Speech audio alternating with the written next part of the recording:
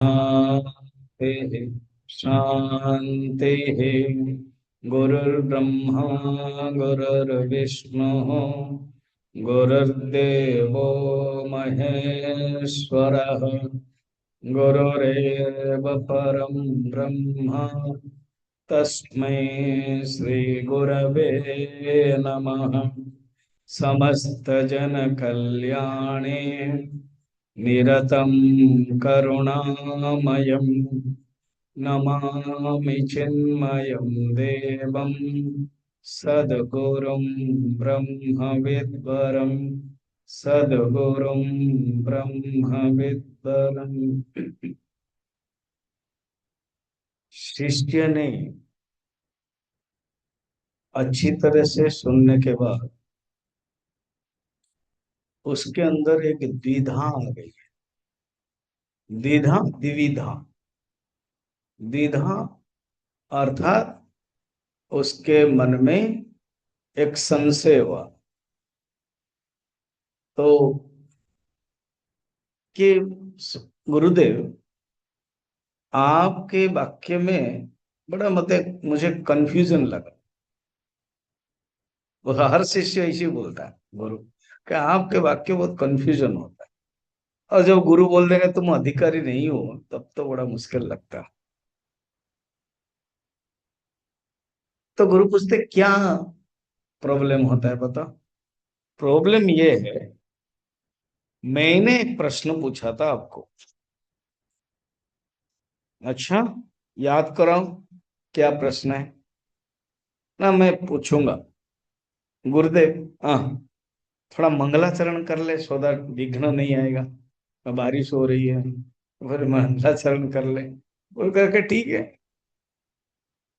ये तो मैंने तुझे ही सिखाया मंगलाचरण। हाँ गुरुदेव आपसे ही सीखे, जो भी कुछ सिखा सब आपका ही है, हमारे कुछ नहीं, आपका ही है। तो चलो मंगलाचरण करते हैं। तो गुरु शिष्य दोनों मंगलाचरण करते हैं। उसके बाद शिष्य छोड़ता नहीं है, पूछेगा सर्ग स्थिति प्रलय हेतु अचिंत्य शक्ति।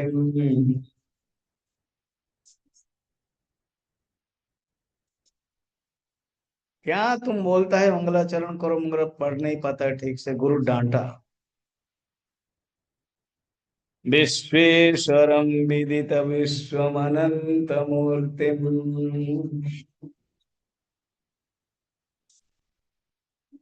निर्मुक्त बंधनमुपार सुखाम्बुराशिम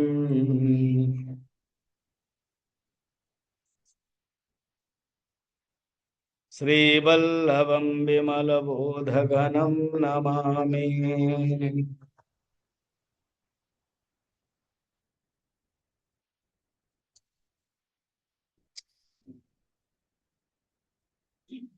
मंगलाचरण के बाद गुरु क्या करते हैं, बेटे शिष्य कहते हैं मैं पूछूं गुरुदेव। यस पूछो ना। मैंने एक प्रश्न रखा था। अच्छा, कहा भी था आपको मैं समर्पण किया था, मेरे अंदर क्वालिटी भी है, विवेक है, वैराग्य है, समाधि षटक संपत्ति है, मुमुक्षुत्तम है। फिर मैंने ये पूछा कि मुझे बहुत तामझाम लंबा करके मुझे मत बताइए, और बहुत सिंपल अनायास में बताइए, जो मैं अनायास से समझ सकता हूं उसमें आप बताइए। संक्षिप्त में भी बताइए कि संसार के बंधन से मैं कैसे पार हूं वो। तो कहे ठीक है। गुरु ने कह दिया था, कहा कि मैंने तो कहा था सावधान होकर सुनो। नहीं यस मैं तो सुन रहा था। आपने जो 6 नंबर में कहा है, 6 नंबर देखो, कहा कि यस इसी ज्ञान से तुझे मुक्ति हुई। ज्ञानादेव तो कैवल्यम ऋते ज्ञान न मुक्ति ही। ज्ञान से ही कैवल्य होता है, और रीते माने बिना, बिना ज्ञान से मुक्ति नहीं। तो मैंने तुमको कहा था 6 नंबर में क्या, तत्वमस्यादि वाक्यार्थम वेदांत विचार, वेदांतार्थ विचार, वेदांतार्थ सम्यक विचार क्रियते। तत्वमस्यादि वाक्यो उत्तम, वाक्य उत्तम माने वाक्य से उत्पन्न क्या, जीव परमात्मनो तादात्म्य विषय ज्ञानम, जीव और परमात्मा के तादात्म्य ज्ञान से ही मुक्ति मिलती है, ज्ञान जरूरी है। तो आपने मुझे बताया था 6 नंबर में, तो गुरुदेव आपको याद है ना क्या, 7 नंबर में मैंने प्रश्न पूछा था, तो 6 नंबर में आप जब बता दिया कि जीव और परमात्मा के तादात्म्य ज्ञान, मैं पूछा था आपको क्या, जीव कह, आपने 3 टेक्निकल वर्ड बताया, जीव और परमात्मा 2 हो गया, और इन दोनों का तादात्म्य विषय ज्ञानम, तादात्म्य ज्ञानम 3। तो मैं अभी प्रश्न 4 पूछ रहा हूं क्या, जीव क्या है, परमात्मा क्या है, और ये दोनों का तादात्म्य क्या है। जो आपका उत्तर था मैं उसको फिर पूछना चाहता हूं।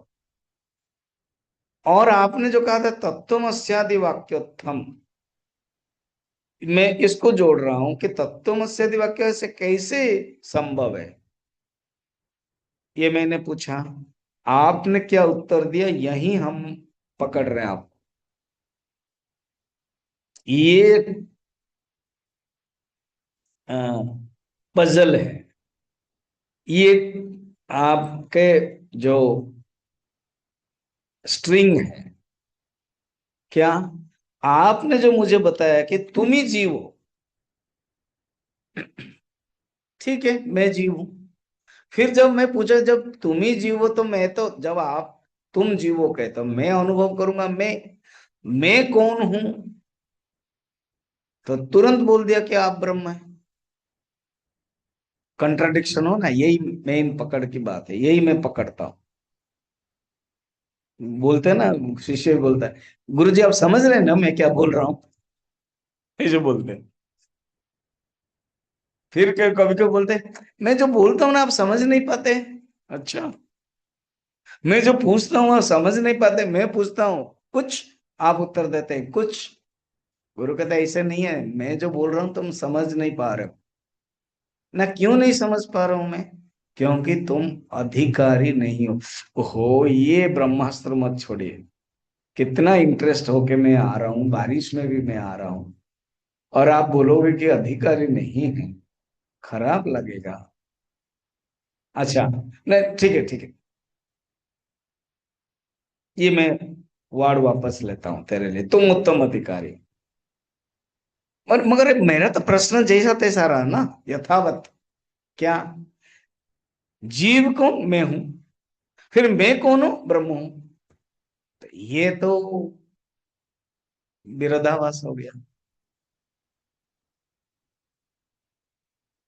किसी ने आज मुझे एक कोटेशन भेजा और कहा कि जो सोल है, वो जो सोल है वो कैपेबल है हैंडल करने के लिए। तो मैंने कहा सोल तो आपने बताया कि निर्मुक्त है, फिर हैंडल कैसे करेगा सोल। हमने बताया यहाँ जो सोल लिखा हुआ है, soul is capable to handle the situation और हैंडल द माइंड, यहाँ सोल जीवात्मा है। एक होता है ट्रेंजेक्स ट्रांजेक्शनल, जो ट्रांजेक्शन करता है, ट्रांजेक्शनल जीव, ट्रांजेक्शनल सोल, और एक होता है ट्रांसडेंटल सोल, व्यावहारिक जीव और पारमार्थिक सत्ता। ठीक, पारमार्थिक सत्ता का जो परिभाषा है, पारमार्थिक सत्ता वो जो उससे बिल्कुल परे है, जो गीता के अभी द्वितीय अध्याय में चल रहा है, और आप लोग प्रिपेयर कर रहे हो, जैसे न जायते न मृत, आत्मा के लक्षण है, आत्मा मृत्यु से परे है। जो मरता है वो सूक्ष्म शरीर है, शरीर गिर जाता है। मरने का अर्थ क्या होता है? बस जो जीवात्मा है, जो सूक्ष्म शरीर है, प्राण है, वो शरीर से अलग हो जाना, बस मरना। फिर जन्म क्या है? वो घुस जाना, शरीर के अंदर चला आना। कौन है ये सब? न सूक्ष्म शरीर। तो जब तुम कहते हो जीव क्या है, तो मैं तुमको कहता हूं एसोसिएटेड कॉन्शियसनेस, एसोसिएटेड आत्मा, वो जीव है। ट्रांजैक्शनल सोल, वो जीव है। जब तुम सोचने लगते हो कि मैं कौन हूं, अर्थात तुमको निषेध करना पड़ेगा। यही तो प्रक्रिया मैं तुझे समझाने वाला हूं अभी। अपने तुम्हारा स्वरूप क्या है? वो ब्रह्म है, वो आत्मा है। इसलिए कोई विरोध नहीं है। जब तुम शरीर को लेकर के कह रहे हो associated with the body, then you are jiva, and not associated with the body you are atman, you are Brahman, aham brahmasmi. Associate जो है उसको हटाना ही तो तत्वमसि महावाक्य का शोधन है। शोधन माने क्या है? प्यूरिफिकेशन। जो अब जैसे गोल्ड माइन से या बॉक्साइट से, बॉक्साइट से एल्यूमिनियम होता है। अब हम चिन्मय विद्यालय था नालको में, मैं जानता हूं, इसीलिए इतना एग्जाम्पल शो। या जो स्टील बनता है, स्टील से उसके पहले जो अवस्था है, उसी को शुद्ध करते हैं, स्मेल्टर में स्मेल्टिंग करते हैं, देन प्रोडक्ट होकर के निकलता है। फिर वो मेजरमेंट में करते हैं, क्वालिटी भी देखते हैं कि अगर मिट्टी भरा हुआ तो क्वालिटी एल्यूमिनियम का कम होता है, स्टील का भी ऐसे ही। खान का भी, सोने के खान का भी, सोने के खान में मिट्टी मिला हुआ है, खाद है, उसको फिर पिघलते हैं, देन सोना निकलता है। उसको बोलते हैं शोधन, प्यूरिफिकेशन, प्यूरिफायर, प्यूरिफायर फैक्ट्री। तो हमें प्यूरिफाई करना है तत्वमसी का, वेदांत का यही काम है। तो जब जीव हम बोलते हैं बिना प्यूरिफाई का, मिट्टी युक्त सोना, बॉक्साइट। जब ब्रह्म कहते हैं प्यूरिफाई कर लिया। ओ ऐसी बात है ना, हाँ। अच्छा, तो अब प्यूरिफिकेशन स्टार्ट हो रहा है, सुनो। जो मैं तुमको जीव कहता हूं वो है पदार्थ है, वो वाच्यार्थ है। दो अर्थ है, तो वाच्यार्थ है, लक्ष्यार्थ। वाच्यार्थ का अर्थ क्या है? जैसे तुम पदस्य वाच्यार्थ क्या है?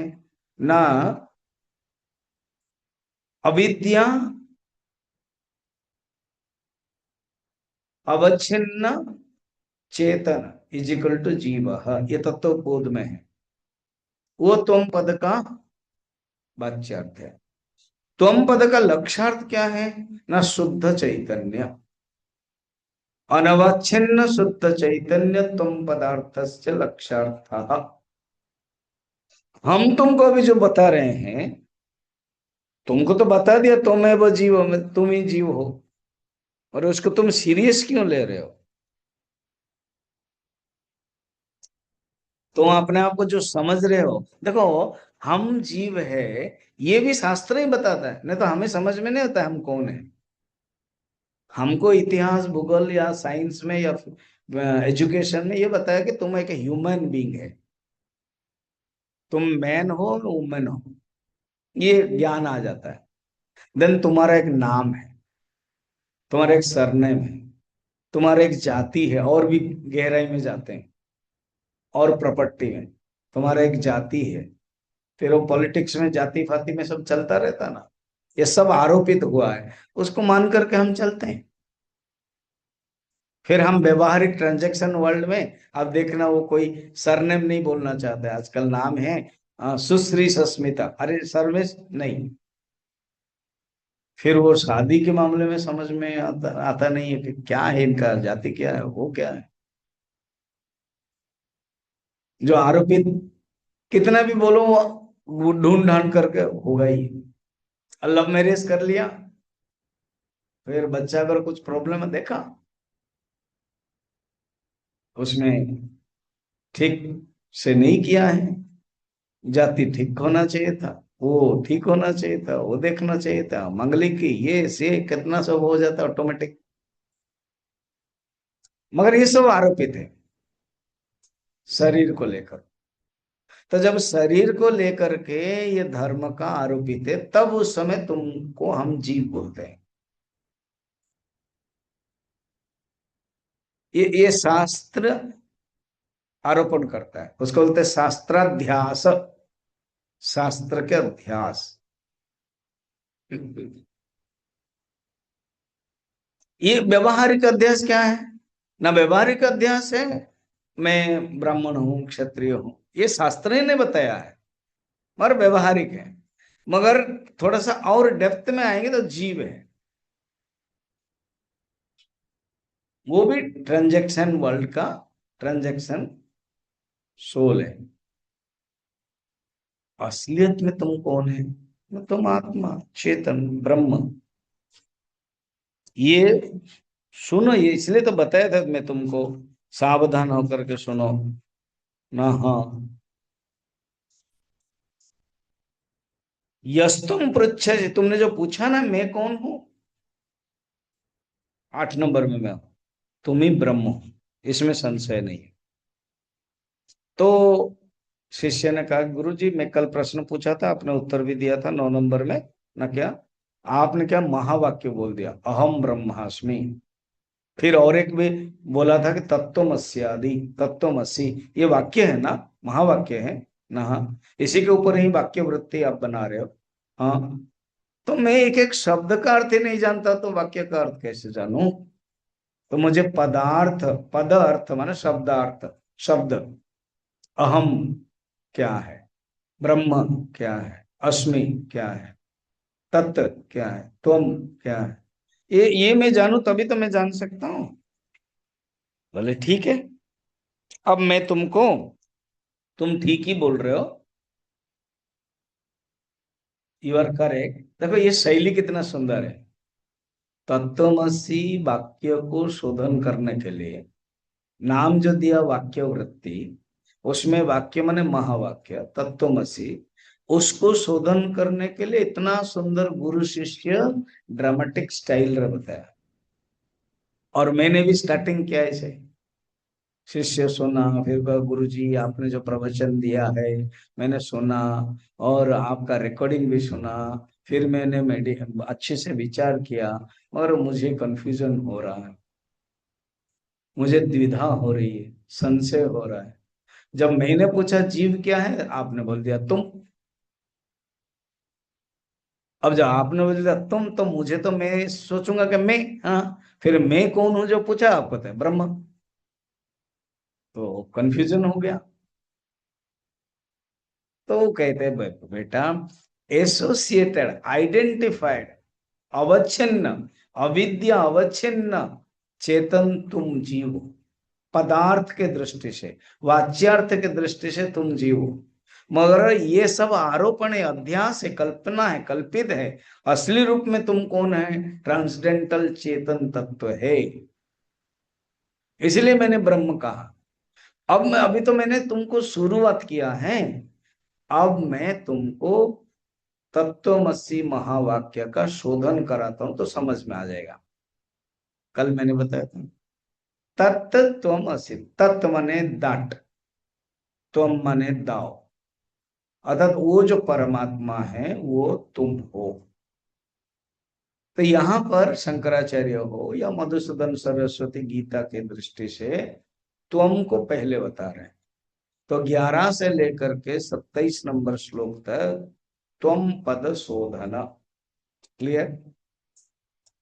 तो कभी भी हम जीव नहीं समझना है, जीव हमें जो अनादिकाल से अपने आप को समझ के आए हुए हैं वो जीव है। वो शास्त्र ठीक से तुम जो समझ रहे हो, अब हम तुमको जीव बोल रहे हैं, और असली रूप में तुम्हारा वो रूप नहीं है। अहम चार प्रकार है। एक अहम होता है निर्विशेष अहम, ठीक है, निर्गुण ब्रह्म। और एक होता है समष्टि अहम, ईश्वर। ईश्वर जो समष्टि अहम, सर्ग स्थिति प्रलय हेतु अचिंत्य शक्तिम, वो समष्टि अहम। और एक होता है जीवात्मा अहम। पहला वाला शुद्ध अहम, निर्विशेष अहम, ट्रांसडेंटल अहम। सेकंड टोटल अहम, total I, Ishwar, total mind. इसी को हिरण्यगर्भ कहते हैं।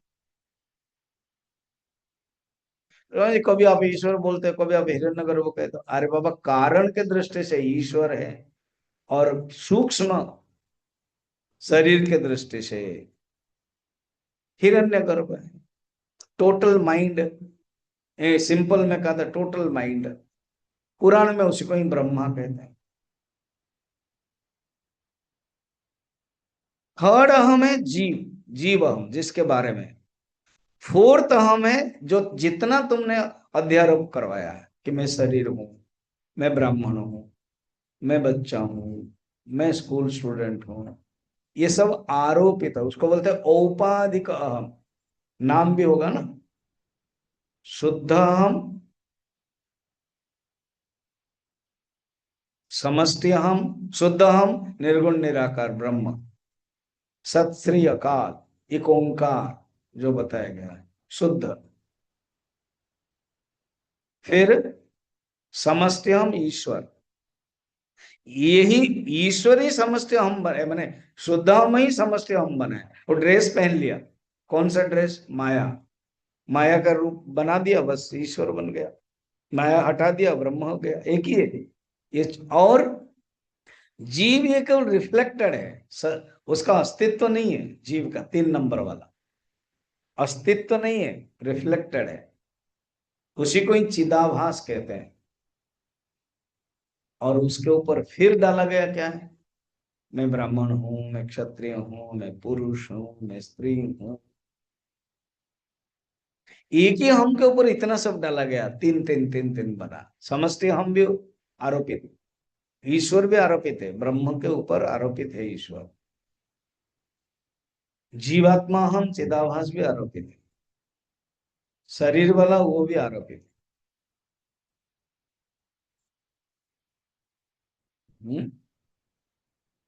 हम्म। तो मैं जो तुमको अभी बता रहा हूं, मैं तुझे तुम पद का क्या कर रहा हूं, शोधन करके बताऊंगा। अब शोधन करके बताइए। शुरू किया, 11 नंबर से प्रवचन स्टार्ट। वाह, कितना कोइंसाइड है। गीता के द्वितीय अध्याय के 11 नंबर का जो श्लोक है ना, वो भगवान का प्रवचन स्टार्ट है।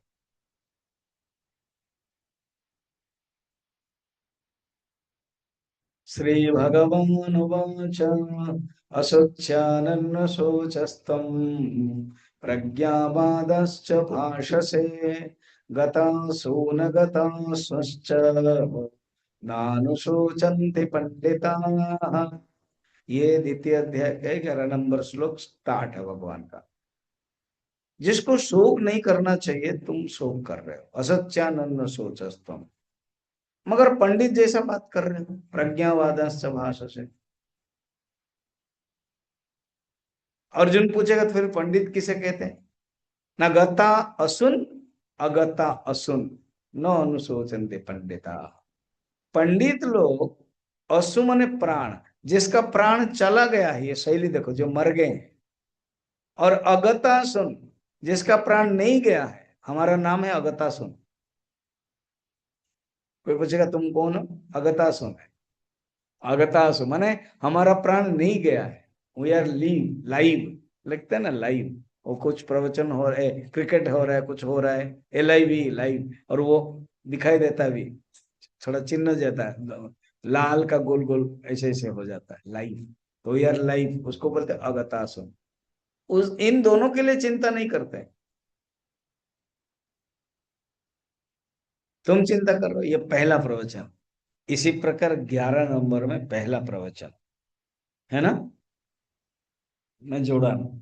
11 नंबर शुरू करता, अंतःकरण तद्वृत्ति। अंतःकरण के जो वृत्ति है ना, तद्वृत्ति, ये उसका साक्षी है।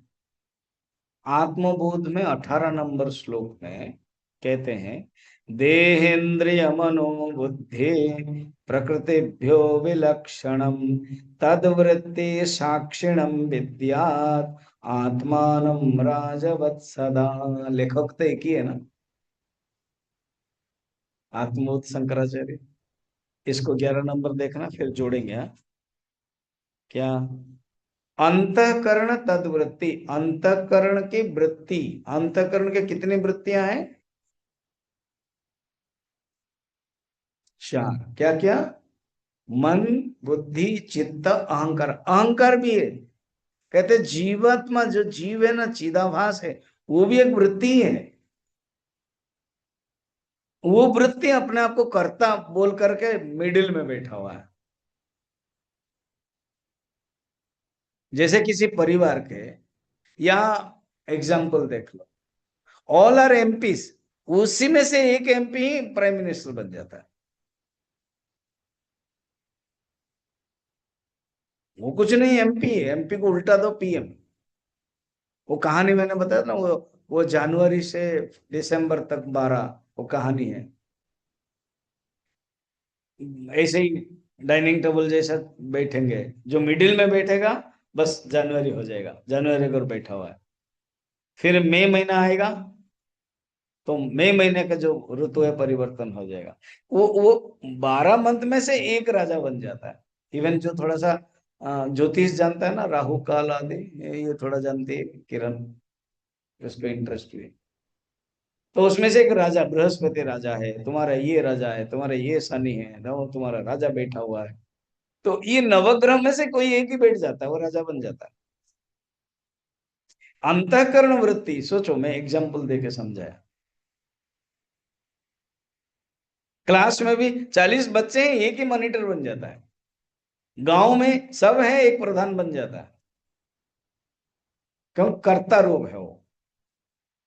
मन, बुद्धि, चित्त, अहंकार, ये भी सब वृत्ति, उसमें से ही जो अहंकार है वो राजा बना हुआ है। मगर ये नटन है ना राजा, अब अभिनय राजा। और भी वो एक बॉस है, मगर इसका और एक बिग बॉस है। कौन है बताऊंगा। अंतःकरण तद्वृत्ति साक्षी, ये बिग बॉस है। जीव नहीं, साक्षी। स्वामी जी, क्या ये जो 4 अहंकार बताया था ना, शुद्ध हम, समष्टि हम, जीवात्मा हम, औपाधिक हम, ये साक्षी को किस में डालोगे? नंबर 1 में, कूटस्थ। इसलिए ब्रह्म और आत्मा जो साक्षी एक ही है, देखा? ओ ऐसे है ना। हाँ, बस यही तो शोधन करना है, विचार करना है। गलत धारणा बनाई गई है हम अनादिकाल से, अज्ञान से, कि मैं शरीर हूं, मैं मन हूं, मैं बुद्धि हूं। बस गुरु ज्ञान दे देते हैं, तुम ब्रह्म हो।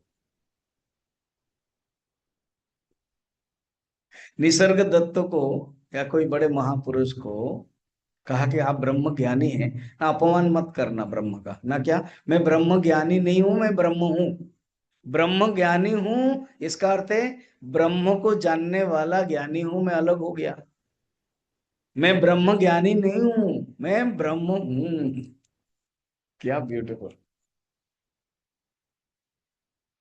नहीं नहीं नहीं, ब्रह्म ज्ञानी बोल रहे हो, स्टार्टिंग में बोला जाता है, बाद में वो भी हट जाता है। पति की दृष्टि, पत्नी की दृष्टि से मैं पति हूँ, बच्चों की दृष्टि से मैं पिता हूं, असली रूप में मैं ह्यूमन बीइंग। वैसे अंतःकरण तद्वृत्ति, अंतःकरण तद्वृत्ति मन बुद्धि चित्त अहंकार सब आएगा उसके साक्षी। चैतन्य हो, चैतन्य विग्रह, विग्रह माने कोई रूप नहीं है, जैसे वहां पर भी बताया अनंत मूर्ति। तो मूर्ति का अर्थ है जैसे हम पूजा करते हैं, यहाँ पर जैसे सरस्वती मूर्ति है, शिव मूर्ति, ऐसे मूर्ति नहीं है। मूर्ति का यह अर्थ जब पता है वैष्णव संप्रदाय में, वृंदावन में, तो जो वैष्णव लोगों को कहते हैं मूर्ति। कितनी मूर्ति आपके आश्रम में है, इनविटेशन में कितनी मूर्तियां आएगी, तो वहां मूर्ति बोलते हैं। बड़ा सुंदर अर्थ है, अर्थात शरीर है बस। असली रूप में कौन हूं मैं? अमर्त्य, मर्त्य अमर्त्य भवति तत्र ब्रह्म संपद्यते, बृहदारण्यकोपनिषद। मूर्ति माने जिसका दो प्रकार अर्थ है, जिसका आकार है उसको मूर्ति कहते हैं। दुर्गा मूर्ति, सरस्वती मूर्ति, विश्वकर्मा मूर्ति लाते हैं, हम पूजा करते हैं। मूर्ति माने आकार रूप। और एक मृत्यु मूर्ति माने जो मरेगा, मर्त्यते म्रियते इति मूर्ति, जो मरने वाला है। तो शरीर मरने वाला है, इसलिए मूर्ति। यहाँ पर जो अनंत मूर्ति कहते हैं वो मूर्ति उस दृष्टि से नहीं है, अनंत रूप है, जहां जाओगे सब वही है। वो बंधा नहीं हुआ, एक पर्टिकुलर नहीं है मेरा भगवान विष्णु है, मेरा भगवान शिव है, नहीं नहीं नहीं। फिर तो तुम काट देते हो, तुम फिर सेक्ट बन गए, सेक्टर में रह गए। वो सेक्टर से परे है, वेदांत सेक्ट से परे बता देता, रिलीजन से भी परे बता देता है। विग्रह का अर्थ यही है, चैतन्य विग्रह डेंसिटी है, ओनली डेंस है, केवल वही आत्मा है। चैतन्य साक्षी चैतन्य विग्रह इम्बॉडीमेंट शब्द है। आनंद रूप सत्य सन किम आत्मान प्रपद्य से, तुम मैं जो बताया तुम अहम ब्रह्मास्मि, वो ऐसे ही आत्मा, तुम इसको नहीं जान पाते हो। आत्मबोध को क्या बताया देखिए, देह, श्लोक जो मैंने पढ़ा था उसको समझाता हूं। आत्मबोध के 18 नंबर श्लोक। देहेन्द्रिय मनोबुद्धि प्रकृतिभ्यो विलक्षणम।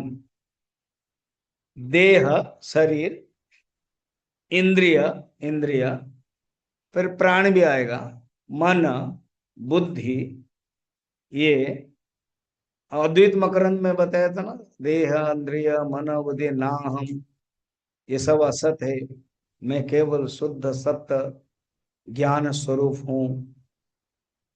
प्रकृति ये जो वासना है, विलक्षणम अलग है। फिर तद्वृत्ति साक्षिणम, तद्वृत्ति ने ये सब वृत्ति के रूप में आते हैं ना, सब चीज हम जब जानते हैं ना वृत्ति के रूप में आते हैं। एक ने एडिंगटन ने कहा है शायद, world is not things, world is thoughts. इसका विचार करो, क्या ये जगत को जो थॉट थिंग के रूप में देखते हैं, जब तक वो थॉट नहीं आएगा थिंग नहीं होगा। थिंक, नहीं समझे? अगर वो थिंग आपके थॉट के रूप में नहीं आएगा, वो जगत आपके लिए अस्तित्व नहीं है। तो थिंग थॉट के रूप में आएगा, इसीलिए कहते हैं world is not things, world is thoughts. समझ रहे हो? एक देहेंद्रिय श्लोक जाओ, वो जो आत्मबोध के, आपको तो वही किताब नहीं है। देहेंद्रिय मनोबुद्धि ये जितने भी है वो सब वृत्ति है, इसलिए वहां पर हमारे वाक्यवृत्त में अंतःकरण तद्वृत्ति साक्षी चैतन्य विग्रह, मैं जोड़ के बता रहा हूं। हाँ? तो ये सब वृत्ति, जैसे देह है, देह है मेरा देह, हालांकि देह मेरे सामने है, फिर भी वो अनुभव होता है। सुषुप्ति में अनुभव नहीं होता है, जान नहीं पाते। जब तक हम अनुभव नहीं कर पाते हैं, वो वस्तु हमारे लिए अस्तित्व नहीं हो, न हो सकता है दूसरे में, और उसको जान नहीं सकते हैं। इसीलिए कहते हैं तद्वृत्ति। वृत्ति माने थॉट। तद्वृत्ति साक्षिणम, उसका साक्षी को जानो, और वो साक्षी ही चैतन्य, और वो साक्षी कुछ नहीं करता है। बड़ा क्लियर समझाने के लिए बता रहे हैं, इसलिए सहारा ले रहे हैं हम आत्मबोध का। कहते हैं वो साक्षी कुछ नहीं करता है, मगर उसी के कारण सब कुछ होता है। जैसे राजा, राजा अपने राज दरबार में बैठा है, और बाकी सब सेनापति, द्वारपाल, सब अपना काम करते हैं। आत्मानम राजवत सदा। साक्षी कौन है? आत्मा। कहां पर है? अंदर है। उसके बिना कुछ नहीं होता है। आत्मानम राजवत सदा। फिर और समझाने के लिए फिर और थोड़ा आत्मबोध के में जा रहा हूं। 19 नंबर, पहले श्लोक पढ़ता हूँ फिर समझाऊंगा, जाएंगे। अंतःकरण वृत्तिश्च चितेच्छायैक्यमागता वासना कल्पयेत कल्पयेत स्वप्ने बोधे अक्षे विषयान बहिः। वाह, बड़ा डेप्थ जा रहे हैं। आप ही खुद खुद पढ़ रहे हो, आप ही खुद खुद वाह कर रहे हो, खुद बोल रहे हो डेप्थ। चिंता मत करो, समझा। कहते हैं सुनो, ये जो अंतःकरण वृत्ति है ना, देखो टॉपिक 11 श्लोक में ही चल रहा हूं मैं। अंतःकरण वृत्ति तत्साक्षी चैतन्य विग्रह, उसी से जा रहा हूं। कहते हैं जो अंतःकरण वृत्ति है, बार बार बता रहा हूं, चार: मन, बुद्धि, चित्त, अहंकार। ये जड़ है कि चेतन है?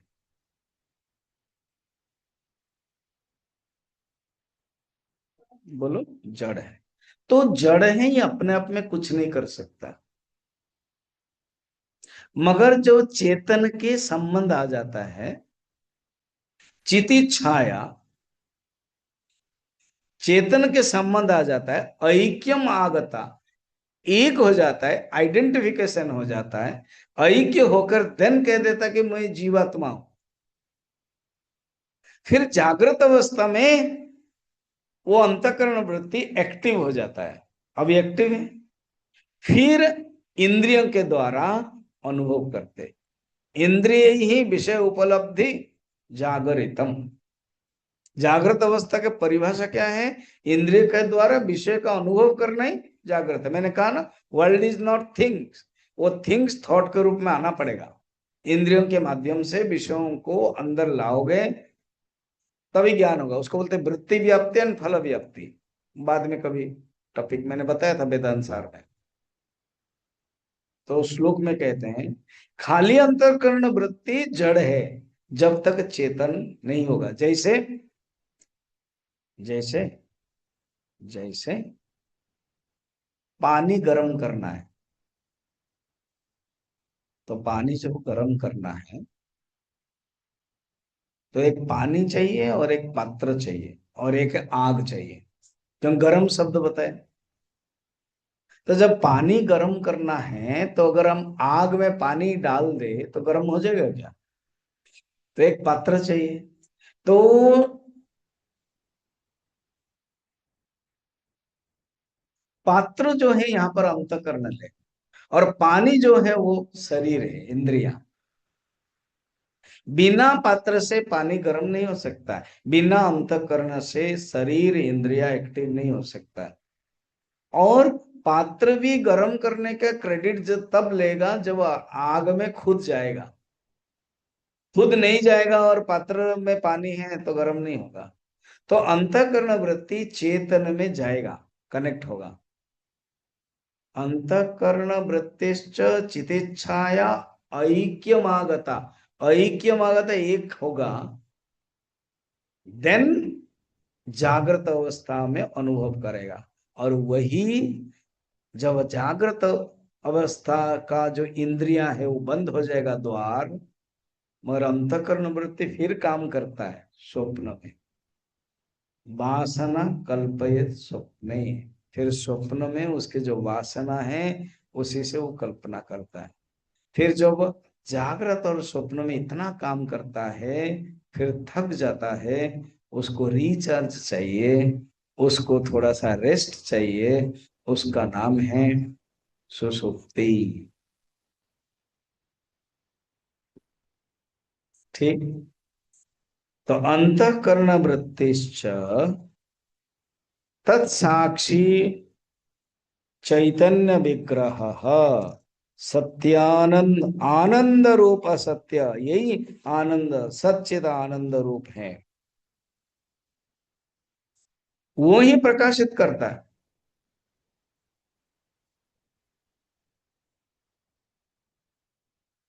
प्रकृति आदि सब काम करते हैं उसे ईश्वर के, भगवान क्लियरली कहते हैं मयाध्यक्षेण प्रकृति ही सूयते सचराचरम, गीता नवम अध्याय 10 नंबर श्लोक।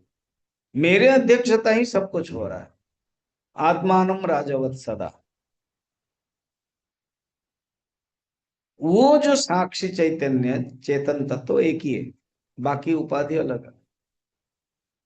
रामचरितमानस में कहते हैं विषय करण सुर जीव समेता सकल एकत एक सचेता सब कर परम प्रकाशक जोई राम अनादि अवधिपति सोई। अरे तू जो राम को देखते हो सामने बैठे हो, वो कौन है? वो परमात्मा है, सकल प्रकाशक है, वो भी शरीर लेकर का है। एक राम सबसे न्यारा है, वो अभी दशरथ का बेटा बन करके आया है। इसलिए ग्रंथ साहिब में गुरु नानक को, गुरु गोविंद सिंह जब भी गोविंद गोपाल क्या क्या नाम भरपूर है, तो वो सब उस परमात्मा के लिए है। गोविंद का नाम स्मरण करो माने उस परमात्मा का नाम स्मरण करो।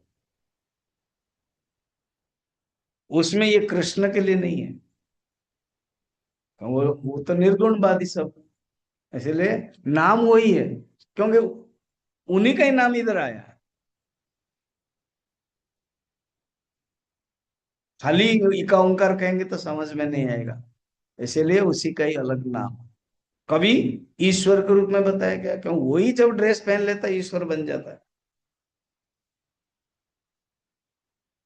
कभी फिर अवतार के रूप में, जब वही गोविंद खेल रहा है, कह रहे हैं कृष्ण खेल रहे हैं, तो माने वो अवतार के रूप में।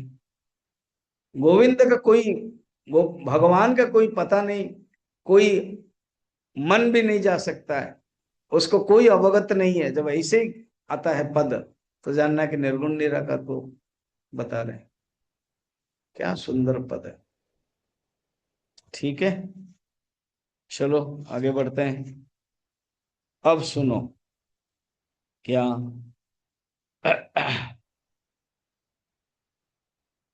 तुम परमात्मा हो, आत्मा हो, तुम पद का शोधन चल रहा है।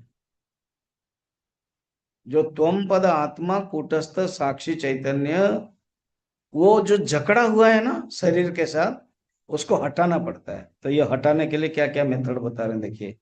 रूपादि मान्यता पिंड,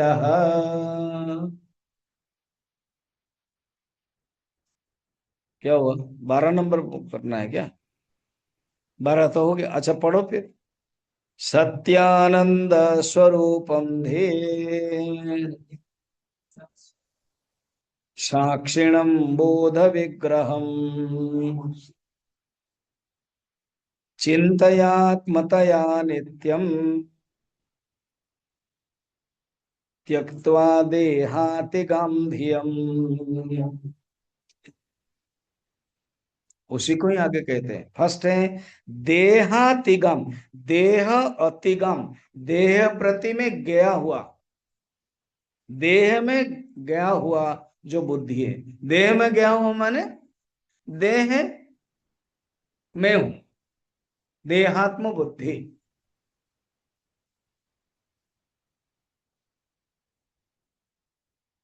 आइडेंटिफिकेशन विथ देह, देह के साथ तादात्म्य, उसी को कहते हैं देहातिका। शब्द चेंज कर रहे हैं इसलिए चिंतन करने के लिए। देहातिका बुद्धि माने क्या? आत्मा देह में चला गया, सचमुच नहीं जाता है, मगर बुद्धि है, धी है, मैं देह हूं। अध्यास अनेक प्रकार है। अतस्मिन तद्बुद्धि अध्यास। अध्यास माने क्या? जो जो जो नहीं है वो समझना, अध्यास। और जैसे शरीर में नहीं हूं और शरीर को मैं समझना, ये अध्यास है। ठीक। अध्यास अनेक प्रकार है, कभी डिटेल में डेफिनेशन के माध्यम से बताऊंगा, अभी केवल समझने के लिए। यह देहातिक शब्द आया ना, ये अध्यास हो गया देह के साथ। कैसे? मैं देह हूं कोई भी नहीं बोलता, आई एम द बॉडी नहीं बोलता है, उसको बोलते धर्मी अध्यास। तो यहां पर धर्मी अध्यास नहीं होता है, मैं देह हूं नहीं बोलते, इवन मैं प्राण हूं, मैं मन हूं नहीं बोलते, मगर धर्माध्यास हो जाता है। धर्म होने का, देह के उपाधि का जो धर्म है वो आइडेंटिफाई करते हैं। मैं मोटा हूं तो मोटा शरीर का धर्म हूं, पतला हूं शरीर का धर्म, गोरा हूं शरीर का धर्म, काला हूं शरीर का धर्म, बोलते धर्माध्यास। इसको बोलते देहातिगम। देहातिगम बुद्धि, अर्थात देह के जो प्रॉपर्टी है, देह के जो धर्म है, वो चला गया। मेरा जो है आत्मा देह में चला गया, समझ में आ गया, और अपने आप को मैं शरीर हूं। वो धर्मीध्यास नहीं, धर्माध्यास हो जाता है, फिर व्यवहार होता है। ठीक है। त्याग करो। और पहले भी बताया, सत स्वरूप हो, सत्य, आनंद और बुद्धि के साक्षी हो, चेतन स्वरूप, बोध के विग्रह, बोध के मूर्तमान स्वरूप है। ऐसे तुम आत्मा भाव से जानो। तुम कौन हो? तुम जीव हो ऐसे मत समझो। वो हटाओ ये जो जीव शरीर आदि, देहेंद्रिय मनोबुद्धि प्रकृतिभ्य विलक्षणम, विलक्षण रूप में तुम समझो। चिंतय, बार बार चिंतन करो कि मैं ब्रह्म हूं। बार बार तुम चिंतन करो कि मैं ब्रह्म हूं और मैं शुद्ध चैतन्य आत्मा हूं। यही आत्म निरूपण है। अवस्था त्रय साक्षी पंचकोश विलक्षण, विवेक चूड़ामणि में होता है।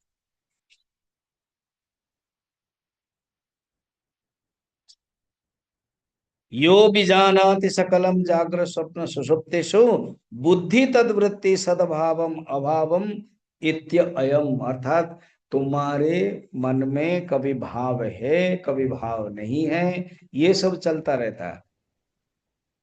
जागृत अवस्था में भाव है, स्वप्न अवस्था में गलत भाव है, सुषुप्त अवस्था में अभाव है, और तुम तो रहते हो अन्य रूप में, अन्वय रूप में।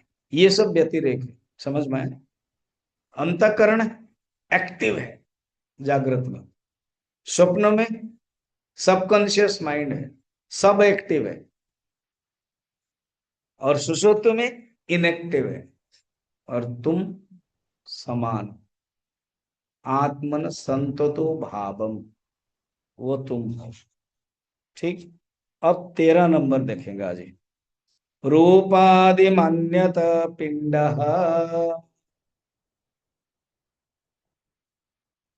ततो नात्मा घटादिवत विषयादि महाभूत वियदादि महाभूत विकारात् विकारत्वाच्च कुंभवत। कुछ कुछ तुम पॉइंट मन याद रखो। क्या कहते हैं? तुम शरीर नहीं हो, न आत्मा, तुम शरीर नहीं हो। क्योंकि ये जो शरीर है ना, ये घट के समान रूप वाला है। अब मिट्टी एंड घट को ले लो। मिट्टी क्या है? कारण है। मिट्टी का कोई रूप है क्या? नहीं। पर उसी मिट्टी से जब घट बन जाता है तो रूप वाला होता है। तो ये एग्जाम्पल लिया। तो मिट्टी इज इक्वल टू, समझो, पंच महाभूत। बियद माने आकाश। श्लोक देखना 13 नंबर में, बियद आदि। बियद आकाश। आकाश आदि, आकाश, वायु, अग्नि, जल, पृथ्वी, ये जो लेकर के बना है शरीर। जैसे मिट्टी से घट बना, मिट्टी कोई रूप नहीं है, मगर घट रूप हो गया। ये पंचमहाभूत का अपना कोई रूप नहीं है, मगर शरीर रूप वाला हो गया। ठीक है। तो वो तुम कैसे होगा? क्योंकि महाभूतों का विकार तो शरीर है। ये जो शरीर है वो महाभूत का विकार है, वो मांसमय पिंड है। इसको समझने के लिए जाएंगे अपरोक्षानुभूति में। कहते हैं अहम विकारहीनस्तु देहो नित्यम विकारवान। जो हम पढ़ रहे हैं ना 13 नंबर में, उसी को ही अपरोक्षानुभूति में 33 में बोल रहे हैं। इति प्रतीयते साक्षात कथम स्यात् देह का पुमान। तुम कैसे देह हो सकते हो? क्योंकि तुम तो विकारहीन हो, तुम हमेशा रहते हो, और देह तो विकारवान है।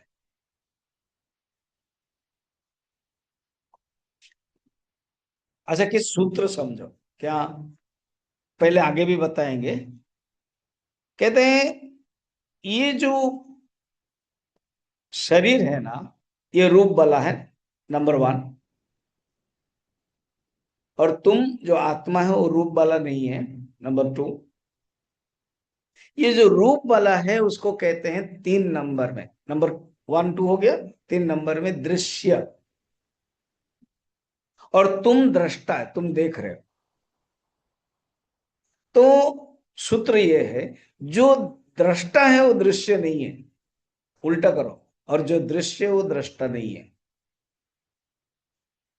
सूत्र क्या है? जो दृष्टा है वो दृश्य नहीं है, जो दृश्य है वो दृष्टा नहीं है। और तीसरा है, दृश्य और दृष्टा एक नहीं होता है। अगर तुमने अपन को दृष्टा समझा, एक दृश्य वो नहीं हो सकता है तुम।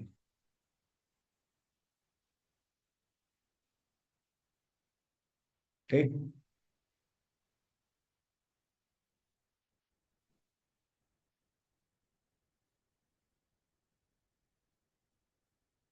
ना हम भूतगण देह, अपरोक्षानुभूति में भी है 13 नंबर में। ना हम भूतगण देह, ना हम चाक्षगण तथा। मैं ये भूतगण देह नहीं हुआ, भूत से बना हुआ है शरीर। चाक्ष मन अक्षय, इंद्रिय भी नहीं हूं।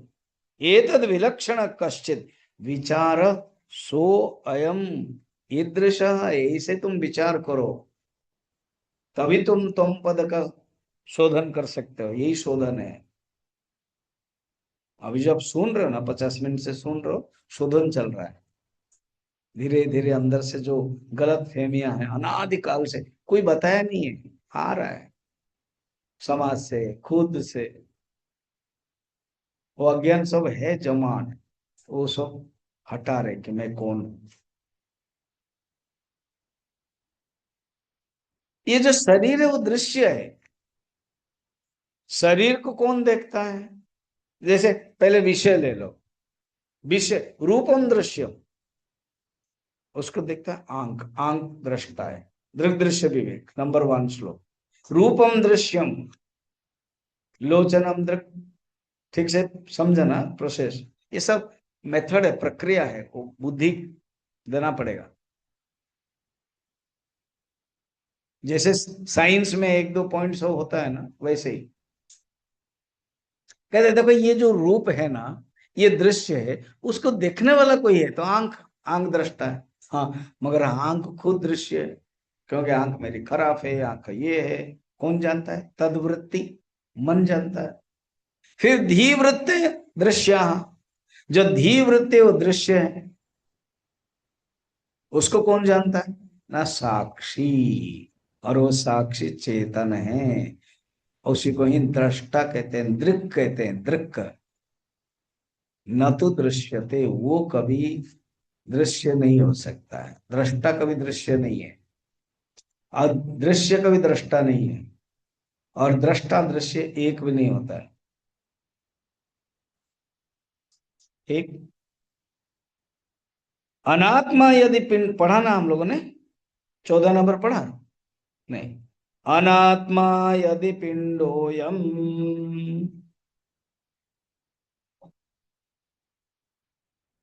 उक्त हेतु बलान्मतः करामलकवत् साक्षात् आत्मानं प्रतिपादय। गुरुजी, उसने हाथ उठाया, देखो मुझे ना, देखते नहीं तो कैसे समझेगा। शिष्य ही से हाथ उठाया, गुरुजी क्या? मेरा प्रश्न है, आप मुझे देखते नहीं है। उधर है शिष्य बोलता है आप मुझे नहीं देखते, इधर मैं डांटता हूँ आप मुझे नहीं देखते हो। ऐसे ही चल रहा है। तो शिष्य हाथ उठे, क्या? गुरुजी, हाँ, आपने कहा शरीर अनात्मा। हम्म। ये जो पिंड है, पिंड माने शरीर, ये अगर अनात्मा है, और ये आपने युक्ति से भी बता दिया कि ये पंच महाभूत से बना हुआ है, विकारवान है ये, अगर ये अनात्मा है तो फिर आत्मा कौन है, ये डायरेक्ट मैं जानना चाहता हूं। बड़ा उतावला है, उद्विग्न मानस। गुरु बोलते यही तो मैं बोल रहा हूँ, कंटिन्यू बोला रहा हूँ, इतना सब समझा के रखा है, फिर भी पूछता हूँ ना, पूछना तो पड़ेगा ही। क्योंकि आप अनात्मा को बोला, तो आत्मा फिर कौन है? और मैं डायरेक्ट देखना चाहता हूँ, मेरे समय नहीं है, 6 बज गया है। मुझे अब आत्मा क्या है बताइए, कैसे? करा अमल कबत, जैसे हाथ में आंवला होता है वही से मुझे डायरेक्ट बताइए। अच्छा, वेरी गुड, तुम आत्मा जानना चाहते हो, वेरी गुड, तुम्हारे अंदर इंटरेस्ट है, तुम्हारे अंदर जिज्ञासा है, तुम्हारे अंदर जानने की इच्छा है, हाँ। मगर हम अगस्त 4 में बताएंगे। हाँ, तब तक मैं क्या करूं? पढ़ो चुपचाप, पढ़ाई करो, अध्ययन करो। अच्छा, अगस्त 4 में आप लेंगे ना? हाँ, ठीक है। ओम पूर्णमदः पूर्णमिदं पूर्णात् पूर्णमुदच्यते पूर्णस्य